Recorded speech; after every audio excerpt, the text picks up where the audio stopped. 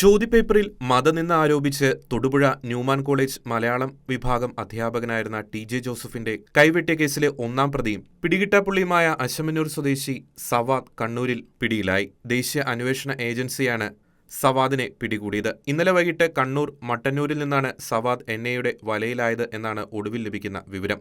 മുഖ്യപ്രതി പിടിയിലായതിനെ പൗരൻ എന്ന നിലയിൽ നിയമവ്യവസ്ഥയുടെ വിജയമായി കാണുന്നുവെന്ന് പ്രൊഫസർ ടി.ജെ. ജോസഫ് പ്രതികരിച്ചു. കുറ്റകൃത്യം നടന്ന 2010 ജൂലൈ 4-ന് ആലുവയിൽ നിന്നും സവാദ് ബംഗളൂരുവിലേക്ക് കടന്നതായി അന്ന് കേസന്വേഷിച്ച ക്രൈംബ്രാഞ്ച് കണ്ടെത്തിയിരുന്നു. എന്നാൽ 13 വർഷം രഹസ്യാന്വേഷണ വിഭാഗങ്ങൾ നടത്തിയ അന്വേഷണത്തിൽ സവാദിനെ കണ്ടെത്താനായിരുന്നില്ല.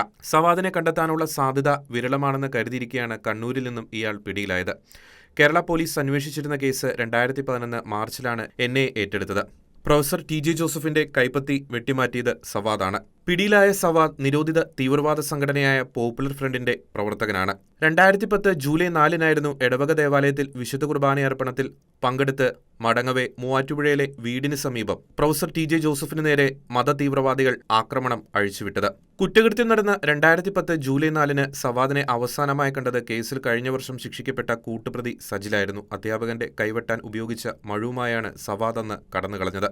കേരള മനസാക്ഷിയെ ആകെ ഞെട്ടിച്ച കേസിൽ കുറ്റക്കാരെന്ന് കണ്ടെത്തിയ 6 പ്രതികളിൽ മുഖ്യപ്രതികളായ സജിൽ, എം.കെ. നാസർ, നജീബ് എന്നിവർക്ക് ജീവപര്യന്തം തടവ് ശിക്ഷയാണ് വിധിച്ചിരുന്നത്. 9, 11, 12 പ്രതികളായ നൌഷാദിനും മൊയ്തീൻ കുഞ്ഞിനും അയൂബിനും 3 വർഷം വീതം തടവും ശിക്ഷിച്ചിരുന്നു. മൂവാറ്റുപുഴയിൽ പ്രൊഫസർ ടി.ജെ. ജോസഫിന് നേരെ നടത്തിയ തീവ്രവാദ ആക്രമണത്തിലെ പിടികിട്ടാപ്പുള്ളിയെ 13 വർഷത്തിനു ശേഷം പിടികൂടാനായത് എൻ.ഐ.യുടെ വലിയ നേട്ടമായാണ് വിലയിരുത്തപ്പെടുന്നത്.